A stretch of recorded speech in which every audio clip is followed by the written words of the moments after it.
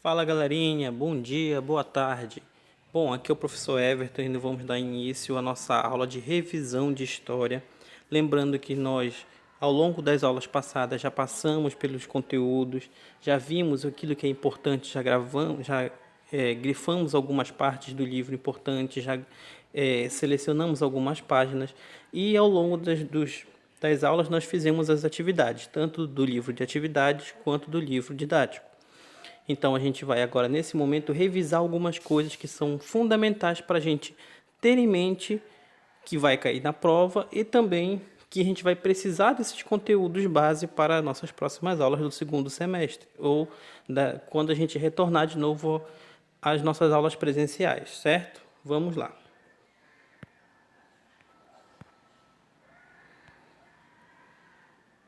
Bom, a gente começa com a importância do estudo da história, né? Compreender o passado também é compreender o presente. Então a gente vai fincar agora nessa nossa revisão o que é história, qual é o conceito da história, né?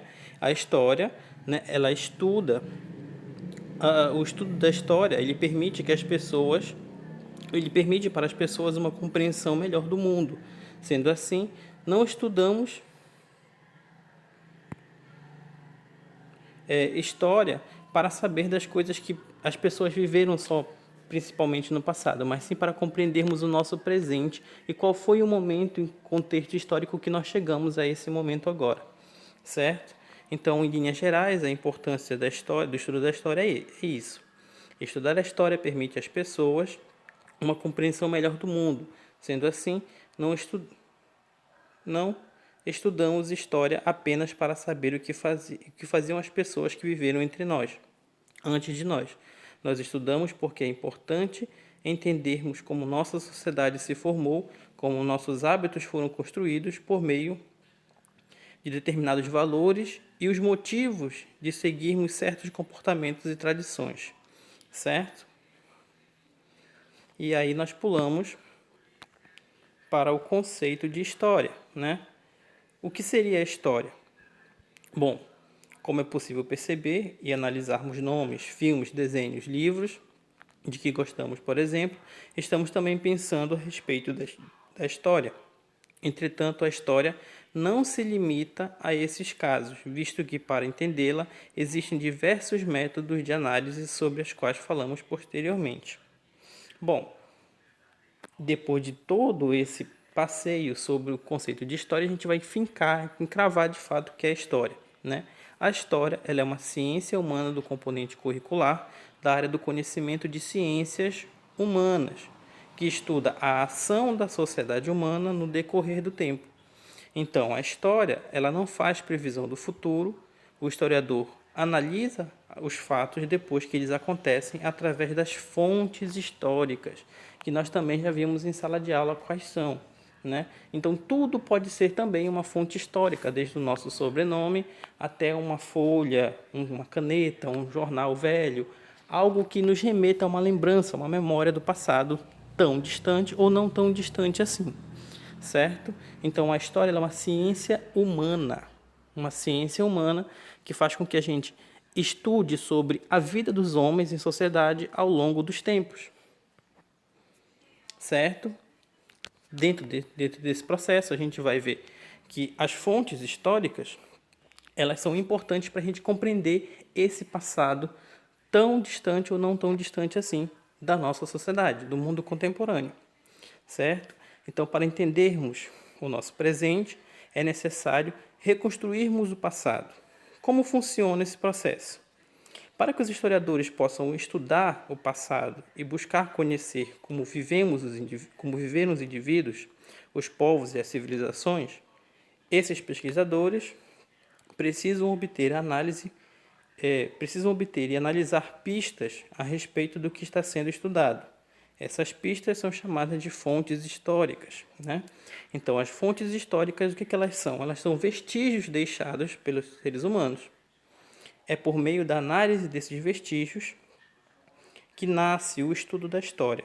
Ou seja, é por meio da análise das fontes que um historiador pode reconstruir fragmentos das relações entre as pessoas e, entre elas, o espaço onde elas vivem, né? Então, todo mundo tem o lugar de onde saiu, uma trajetória de vida e algo que faz relembrar esse passado.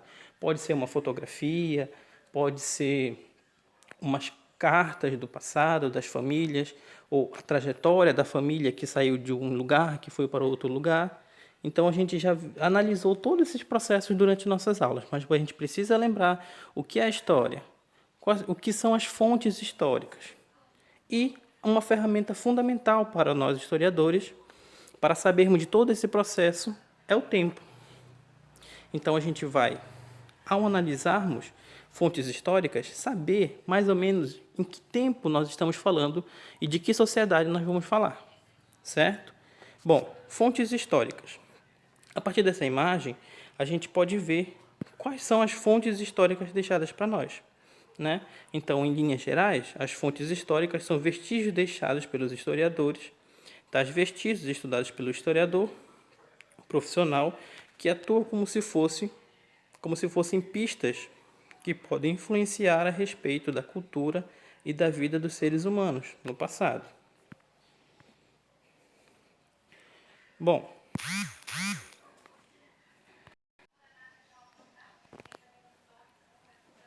para que o estudo da história seja efetivo, né, a gente precisa colocar em prática aquilo que a gente vai chamar de categoria na história, que é o tempo. Então, o tempo ele é muito importante, porque a partir do tempo a gente vai saber aonde nós estamos, de que grupo social nós estamos falando, né? Se é de uma idade média, se é de um mundo contemporâneo, se é de uma idade moderna, se é de uma pré-história. Então a gente vai entendendo que o tempo ele vai ser determinante para a gente analisar o processo da humanidade ao longo de toda essa existência aqui dos seres humanos, certo? Então, para a gente analisar o tempo, a gente vai entender que ele é organizado de forma diferente em todo o mundo, né? O tempo ele vai sendo dividido de forma diferente a partir de povos diferentes.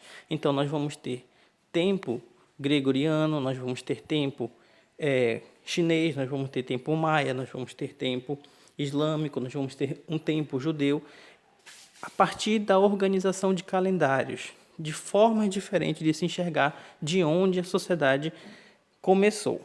Bom, nós, pessoas vindo de uma religião judaico-cristã, né, de um povo grego, a gente vai acabar usando o calendário gregoriano, né, por causa da ascensão de Jesus Cristo e de toda a forma que esse calendário se deu na parte onde hoje em dia é Portugal, e Portugal colonizou o Brasil. Então a gente vai entendendo que o nosso calendário se organiza a partir do calendário grego, a partir do calendário europeu. Bom, sabendo disso, a gente vai partir para a compreensão desse calendário, né? Para representar o tempo antes do nascimento de Cristo, é utilizada a sigla AC, antes de Cristo, logo após os números. Por exemplo, acredita-se que a escrita foi inventada aproximadamente 4.000 anos antes do nascimento de Jesus Cristo. Sendo assim, poderíamos dizer que por volta de 4.000 anos AC, a escrita foi inventada. É comum, mas não necessário, acrescentar o AD ou DC para as datas a partir do ano 1, as letras A e D, nas siglas da expressão latina Anno Domini, que significa Ano do Senhor. A sigla DC refere-se à expressão depois de Cristo, isto é, significa que se trata de um tempo depois do ano de nascimento de Jesus Cristo. Então, nós, brasileiros, nos organizamos no calendário gregoriano, né? E esse calendário é dividido antes de Cristo e depois de Cristo. O ano 1 é o ano que marca a divisão desse calendário, né? O ano 1 também é conhecido como Anno Domini, ou o ano do Senhor, né? Que é o ano do nascimento de Jesus Cristo. Então, dentro desse calendário, antes de Cristo, a gente vai dizer que não existia história escrita de forma cronológica, e depois de Cristo vai existir a história do povo grego, né? Ou a história do calendário grego. Então, dentro desse contexto, a gente grava esse conhecimento. Antes de Cristo e depois de Cristo. Ok?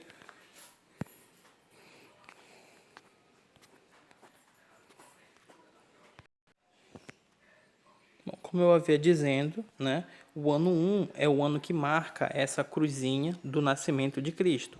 E antes do nascimento de Cristo, nós temos séculos de história da humanidade, e depois do nascimento de Cristo, nós vamos dar seguimento a essas histórias, né, a esse povo. Bom, então, antes do ano Domini, a gente diz que essas histórias são contadas de forma decrescente. Então, a gente vai contando desde o ano 1 ao ano 0. E depois do ano Domini, a gente vai contando essa história de forma decrescente, do ano 1 até o ano de 2020, que é o ano que nós estamos agora, certo?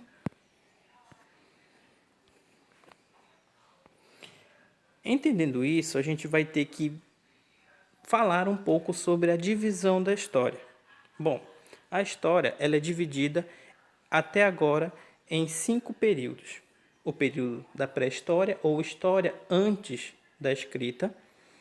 Depois nós vamos para a história da antiguidade, passando para a Idade Moderna, Idade Média, desculpa, depois, posteriormente, Idade Moderna, e o mundo que nós vivemos, que é a Idade Contemporânea, ou o mundo contemporâneo, certo? Mas isso é só uma parte da história que a gente ainda está vendo.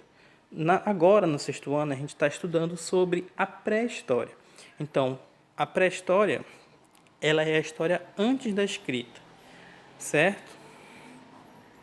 E aí a gente está passando aqui no slide um pouquinho dessa história.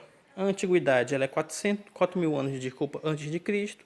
Depois vem o ano 1, dentro da antiguidade, passando para a Idade Média, posteriormente Idade Moderna e Idade Contemporânea. A partir do ano 1 em diante, a gente vai chamar de Era Cristã. E aqui em cima estão os marcos de cada transformação social que fez com que a gente mudasse de idade. Por exemplo, da pré-história para a antiguidade, o que marca essa transição é a invenção da escrita. O que marca a transição da antiguidade para a Idade Média é a queda do Império Romano do Ocidente, que a gente vai ver ainda esse ano, só que nas próximas avaliações. A Idade Média ela é transformada a partir da tomada de Constantinopla pelos turcos otomanos. E aí nós dizemos que se vai se passar para a Idade Moderna. E depois da Idade Moderna para o mundo contemporâneo, a gente diz que a Revolução Francesa foi responsável por encabeçar esse processo de contemporaneidade. Ok? Entendendo isso, vamos entender melhor direitinho outro mapa referente a esse contexto de pré-história, Idade Antiga, Idade Média, Idade Moderna e História Contemporânea. Identificando qual século pertence, determinando o ano ou período dos anos. Bom, vamos lá. Então, é nessa parte que os alunos falam, professor, é aula de matemática? Não, não é aula de matemática. Para a gente entender a divisão do tempo, a gente realmente precisa fazer essas continhas para saber em que século precisamente nós estamos falando dentro da história. Então, para isso, a gente tem que ter uma regrinha, e essa regra é matemática para a gente saber qual século nós estamos falando. Primeiro, verifique se o ano é formado por 4 algoritmos. Por exemplo, considere o ano de 476.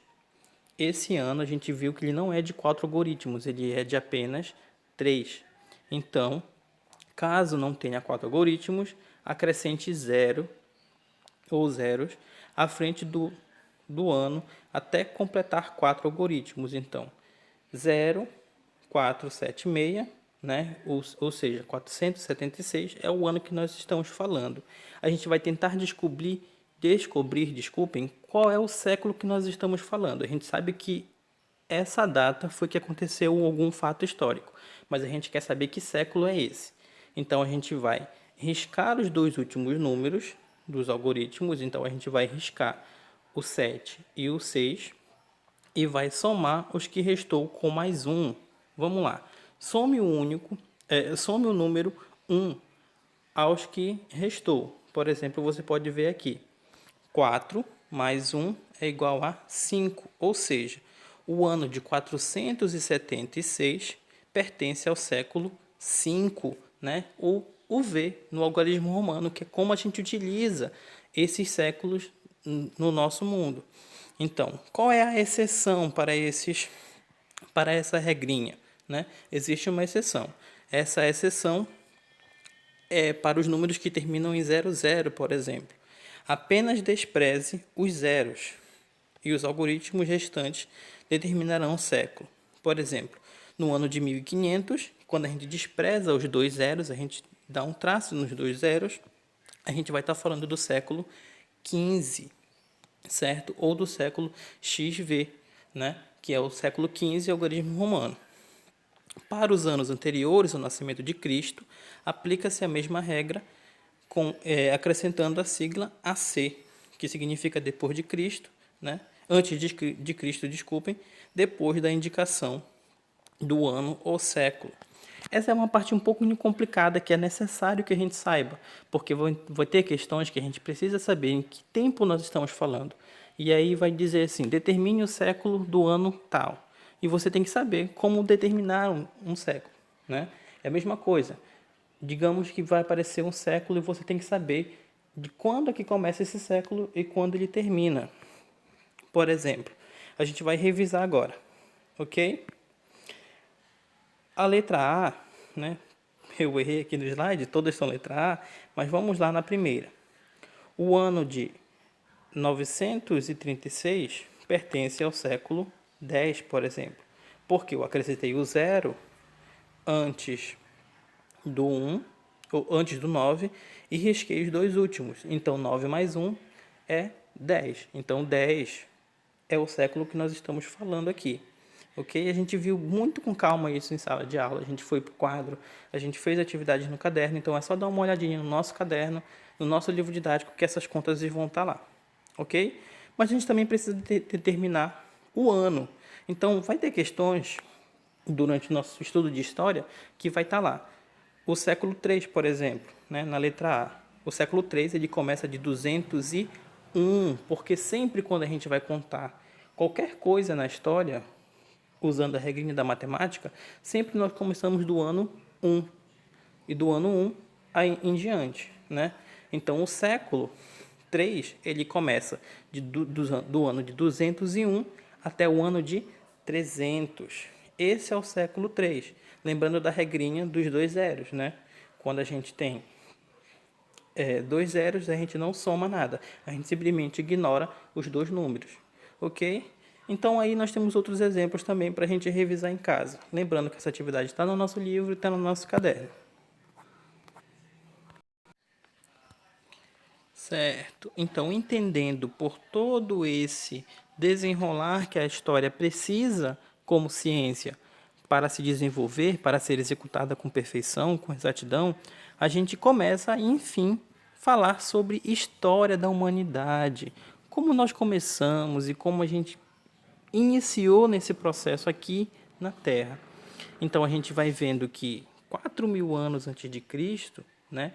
A gente começou a domesticar o fogo, a gente começou a se andar de forma nômade pelo mundo. Então, esse período que não tinha escrita formal, com códigos, números, letras, ainda assim tem história, né? E quem ajuda a gente a entender essa história são os arqueólogos, os paleontólogos, que pegam para nós, historiadores, as fontes para a gente entender como foi esse processo. Bom, dentro desse período, na pré-história, a gente vai dividir ele em duas partes. O período da Idade da Pedra Lascada e o período da Idade da Pedra Polida. Mas, cientificamente falando, período paleolítico e o período neolítico, né? Dos primeiros grupos humanos que a gente vai estar chamando aqui de pré-história, né? Ou história dos povos antigos, certo? Durante o período paleolítico, que também é chamado de Idade da Pedra Lascada. Os grupos eram pequenos, formados por aproximadamente 20 pessoas, integrantes de uma mesma família, né? Que nós vamos ver em algum livro, lá no livro, como clãs. Como ainda não praticavam a agricultura, não controlavam a produção de alimentos e, por isso, deslocavam-se frequentemente em busca de lugares onde podiam coletar e caçar. Sendo assim, os primeiros grupos humanos eram nômades. É aqui que a gente vai ver várias características dentro desse período. Bom, primeiro, esses grupos, eles não andavam em um bando muito grande. Eles andavam em clãs, em famílias, de até no máximo, gente, 20 pessoas. Como eles eram andarilhos, né, mais precisamente nômades, eles viviam dormindo em vários lugares diferentes, passando várias temporadas em lugares diferentes, porque eles viviam da caça e da coleta. Eles pegavam peixes, animais, caçavam mesmo, né, para poder sobreviver. E nesse período, os seres humanos inventaram as primeiras ferramentas feitas de pedras lascadas com ossos, né, ou de ossos lascados também. Além daquilo que é principal característica desse momento, que é a domesticação do fogo. Eles conseguiram domesticar o fogo, ter o controle sobre o fogo, certo? Criando atrito entre as madeiras, entre as pedras, que era uma das maiores ferramentas que eles tinham para lascar as coisas. Ok? Isso é importante para nós, não só para a nossa prova, mas também para as aulas que virão. Bom, e esses grupos, né, ao decorrer da história, foram começando a se sedentarizar, foram começando a ficar mais em lugares específicos, bem estratégicos, perto de rios, em lugares menos quentes, e começaram a aumentar o seu grupo, né? Começaram a aumentar a sua família, o seu clã. Então, quando eles começam a fazer isso, e há cerca de 10 mil anos, mais ou menos, né? À frente de todo aquele período paleolítico, a gente vai começar a adentrar no período neolítico, né? Ou no período da Revolução Neolítica, que é quando eles começam a ter um desenvolvimento das primeiras civilizações, perto dos rios, plantando, né? O que é a Revolução Neolítica? É quando eles começam a plantar, ou se utilizar da agricultura para se sedentarizar, para ficar em lugares estratégicos e dali começarem aquilo que é a vida em comunidade dentro desses grupos. Então, há mais ou menos 10 mil anos, no entanto, essa situação mudou. Todo esse conjunto de transformações, fundamental para o desenvolvimento das primeiras civilizações, foi chamada de Revolução Neolítica. Uma importante descoberta alterou os rumos dessa sociedade nômade, a prática da agricultura. Então, dentro desse momento, a prática da agricultura foi o que que vai dar nome, né, a essa nova civilização, esse novo período, que é o período neolítico. Então a gente vai ficar, a partir de agora, vivendo em comunidade, se sedentarizando e parando um pouco mais do nomadismo, parando um pouco mais de ficar andando em lugares, e sim se sedentarizar em um lugar. Então, qual é a característica forte nesse momento?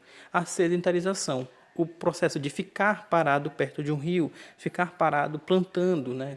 Levando a agricultura, começando a ter uma nova prática de vida, que é a agricultura, plantar para comer, não mais caçar tanto, mas sim plantar o que se comer.